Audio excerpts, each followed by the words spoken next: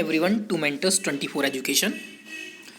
ये हमारा UP TET, C TET और सुपर टेट सभी के लिए प्रश्न उत्तरों की एक महत्वपूर्ण सीरीज़ हम स्टार्ट करने जा रहे हैं, जिसमें हिंदी से हम प्रारंभ कर रहेंगे। पहला प्रश्न है, निम्नलिखित में से पुल्लिंग शब्द कौन सा है?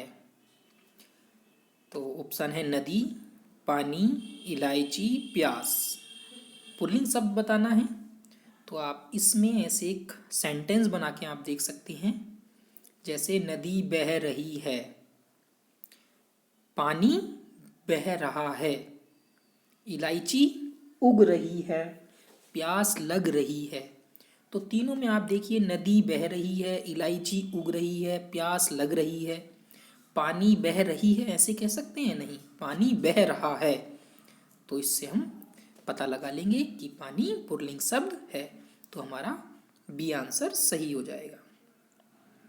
दूसरे प्रश्न पर चलिए। बर्तनी की दृष्टि से अशुद्ध शब्द है। बर्तनी की दृष्टि से आपको बताना है अशुद्ध शब्द कौन सा है। देखिए, सदुपदेश, वाल्मीकि, अकिंचन, तदोप्रांत। बताइए इसमें।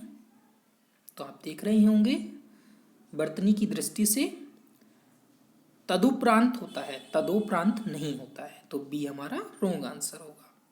थर्ड में बंधुत्व, यानी आपको यहाँ पर बंधुत्व आपको शब्द दिया है, इसका आपको देखना है कि क्या आंसर होगा। तो आप देखिए, बंधुत्व तो आप इसका दोस्त नहीं टिक कर सकते हैं, दुश्मन, शत्रु, शत्रुत्व, इससे मेल खाने वाला शब्द आपको यहाँ पर बताना है। तो यहाँ इसका विलोम आपको जाना है, तो बंधुत्व का शत्रुत्व। कार्य करने के बाद उसके बारे में जांच करना अर्थ वाली कहावत है। तो आपने कार्य करने के बाद उसके बारे में जांच करना, तो ये कौन सी कहावत होती है? सांप निकलने पर लकीर पीटते रहना, पानी पीकर जाति पूछना, अब पछताए होत क्या जब चिड़िया चुग गई खेत, या सभी। तो देखो, कार्य करने के बाद उसके बारे में जांच करना, यानी पानी पीकर फिर उसकी जाति पूछना। पहले तो पानी पी लिया, फिर उसकी जाति पूछ रहे हैं, तुम्हारी जाति क्या है? तो यानी बाद में जांच कर रहे हैं। पांचवा प्रश्न, पुत्र के लिए उपयुक्त शब्द नहीं है। तो आपको यहाँ पर पर्यायवाची बताना है, पुत्र का कौन सा नहीं है। सूत, तनय, आत्मज, तीनों हैं। बल्लभ, इसका पर्यायवाची नहीं है। तो हमारा ये आंसर सही हो जाएगा। सर्वनाम के कितने प्रकार हैं? तो आपको सर्वनाम के प्रकार पता होने चाहिए। 6 प्रकार होते हैं सर्वनाम के। तो हमारा ए आंसर सही हो जाएगा। कौन सा समूह प्रश्नवाचक सर्वनामों का है? कौन सा आपको यहाँ पर बताना है प्रश्नवाचक सर्वनाम है। वह, उसकी, हम, किसी, तुम, क्या, जिसे, जैसा, हमारा, कौन, किसे, कब। तो आपको बताना है प्रश्नवाचक सर्वनाम। बहुत आसान है, डी वाला, क्योंकि तीनों ही प्रश्नवाचक शब्द हैं। ये तीनों ही प्रश्नवाचक सर्वनाम हैं। आठवां प्रश्न, उपकार को न मानने वाला वाक्यांश के लिए सही शब्द है। तो उपकार को जो नहीं मानता है, तो वो आपको बताना है कौन सा है। कृतधन, यानी उपकार तो मानने वाला कृतज्ञ होता है, और जो ना मानने वाला कृतधन। तो ये आंसर सही हो जाएगा। चलिए आगे चलते हैं। यहाँ देखिए, नीचे दी गई पंक्तियों को पढ़कर सबसे उचित विकल्प का चयन कीजिए।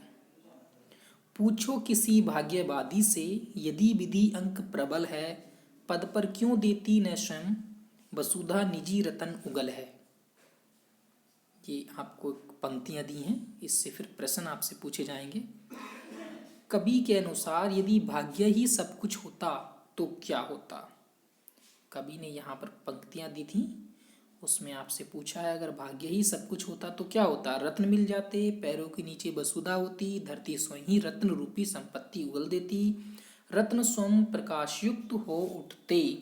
तो आपको बताना है यहाँ पर, तो अभी हमने पैरा पढ़ा है, उसमें आया था धरती स्वयं ही रत्न रूपी संपत्ति उगल देती।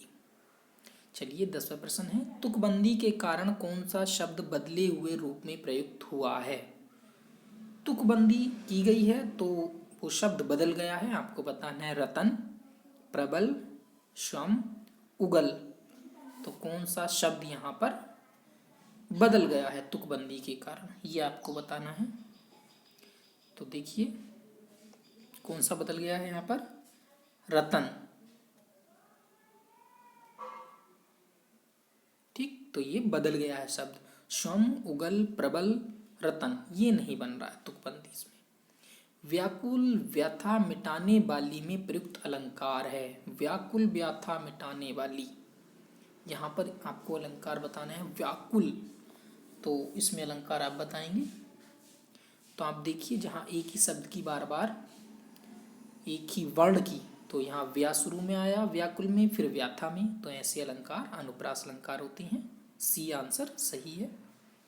चलिए आगे चलते हैं। गद्यांश को ध्यान से पढ़ें और फिर पूछे गए प्रश्नों के आपको आंसर देना है। पर्यावरण का अर्थ है हमारे आसपास का वातावरण।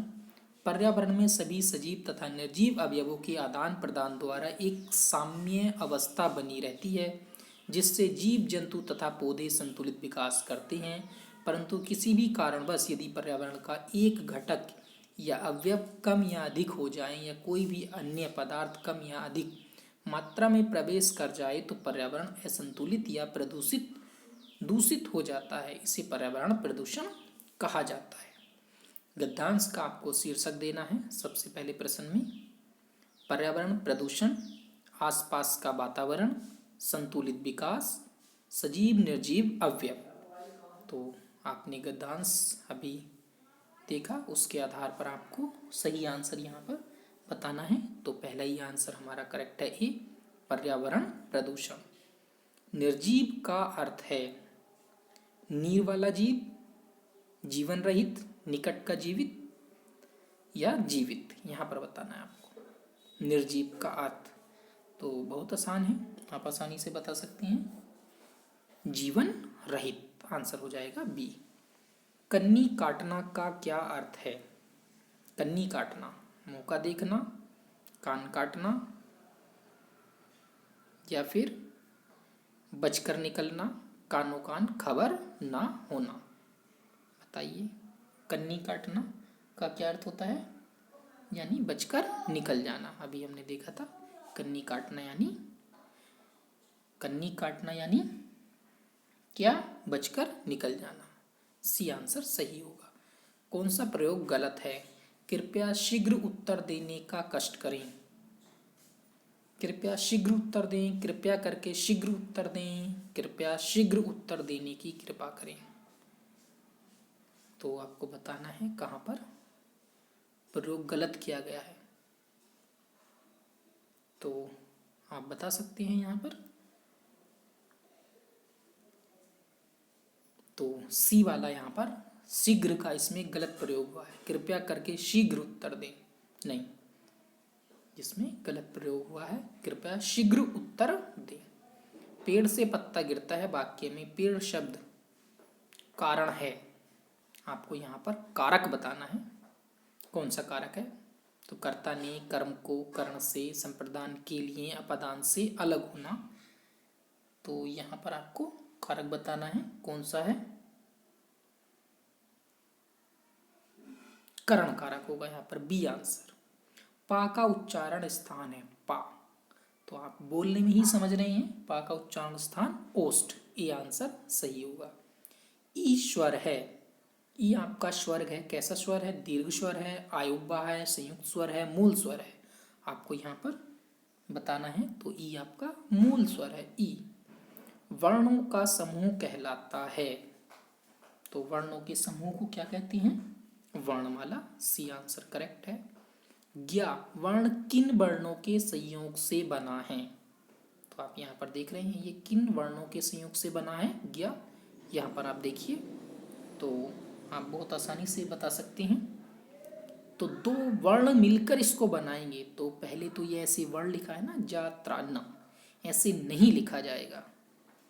तो बी आप देखकर आराम से बता सकते हैं। जा में देखिए ये वर्ण को बताता है, और त्रा, तो ये मिलके क्या बनेगा, ज्ञा बन जाएगा, यानी बी आंसर हमारा करेक्ट है।